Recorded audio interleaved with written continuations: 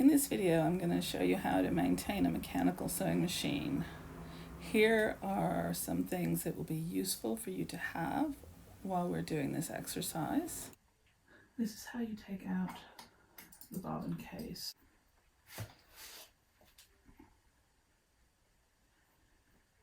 To lift it out, you lift this lever. And this is the tension assembly here. It's a whole plate of metal that sits on top. But I'll show you when we're threading. We're going to take the rest of this machine apart now. Ooh, excellent. It's dirty. I do like a dirty sewing machine.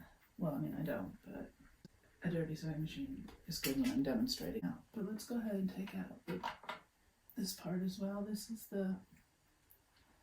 so this is bobbin case. This is bobbin brace.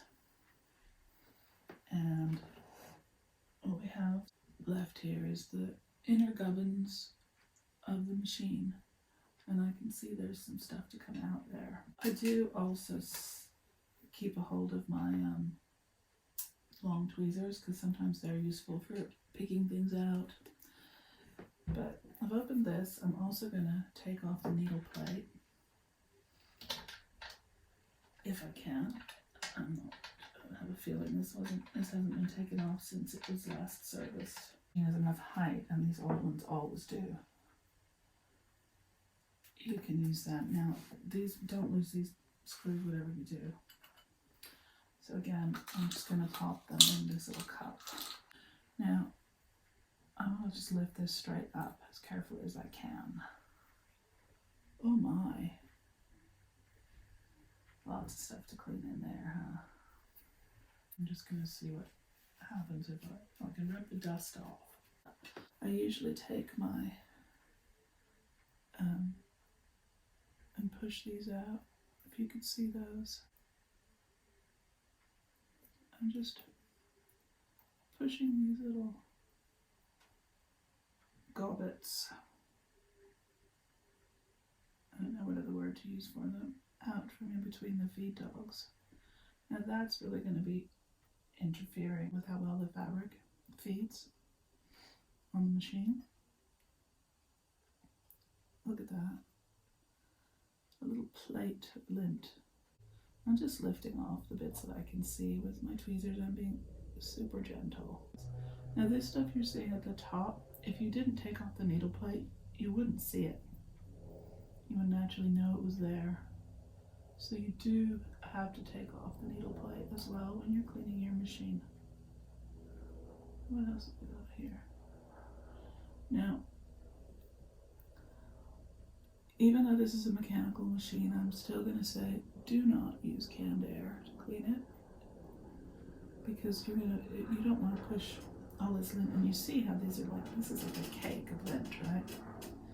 You don't want to push that up where it's going to get in between mechanisms and cause issues. So now I think I'm going to go in with my bigger brush, and really the action here is just sort of dabbing with the brush, trying to get it to pick up the stuff that's inside the machine. Picking up little bits of thread ends and lots of lint to try and get that excess oil off. I see some things are falling down below as I dab my brush in. That's fine. I can see something hanging down there. Just grab that with my tweezers. I would often just lay this down, but that wouldn't be a good camera angle, so at the moment I'm just gonna try and, so again, just dabbing with the brush. I'm not really trying very hard. I think there's something definitely there. In there, I think. Again, just gentle. Just gently taking the brush where it'll fit.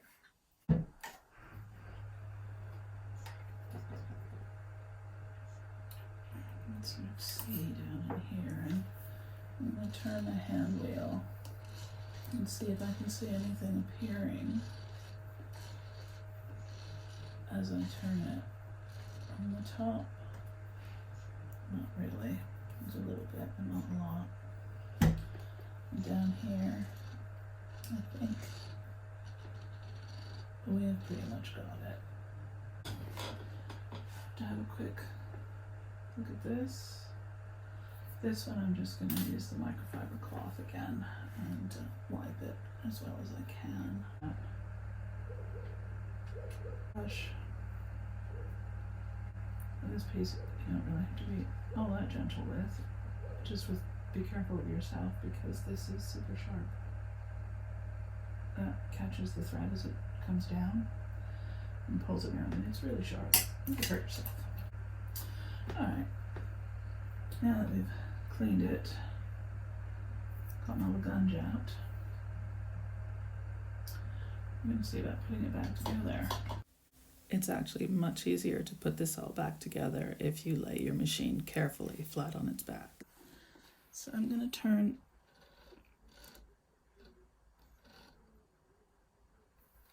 and keep these out of the way. What I want to be able to access is this right here. Now this, by the way, is where you would put a drop of oil. So if I was going to oil this, here's my nifty oil bottle I use for teaching. It's empty. There's no oil in here at all. But if I was going to put a drop, this is where I would put it. Okay? So there's 1, 2, 3 levels. 1 drop on that third level, and that's it. But now I need to rest this on top of that third level. So I'm just going to hold it by the spindle here and lay it on there and turn my hand wheel and see what happens. And if it doesn't come out and doesn't rattle, I've put it in properly.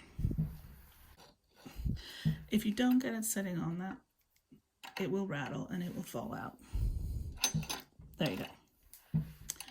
So make sure you sit it on that third little level. At this point, I'm going to put the top ring on. So this is your clue. Put these at the top. And there's also a little gap here that this little pin goes in. So that will just lay on there. Again, turn, pop your snaps over, and just for storage purposes, after I've given this a quick clean out with my brush, I'll just put this back in. Now I'm lifting this, putting it on the spindle, making sure it catches there and it won't come out. Now, the next step is to put the needle back in.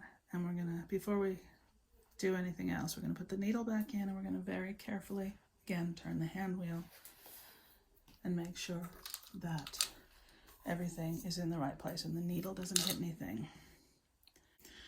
So I'm putting the needle in the needle bar, making sure that's loose, making sure it's up as far as it can go.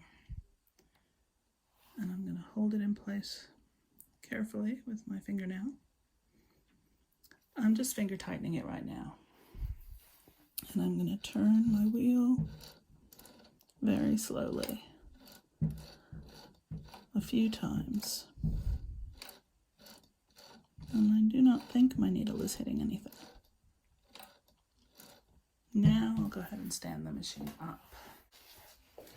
And I'll turn the wheel again now that it's standing up. Again, really slowly. When you turn your hand wheel, you must always turn it towards you. It's really important. At this point, you need to be watching and listening for any clicks or clunks. But there's nothing. So I'm confident I put everything back together properly. So now I can put my needle plate back on Let me go ahead and close the door here. And now, that is as far up as it goes, and I'm going to put my needle plate back on.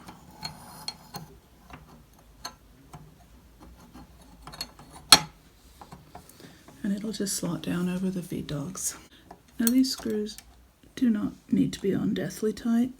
Basically when it stops turning, when you're turning gently, just give it another little go, and that's enough.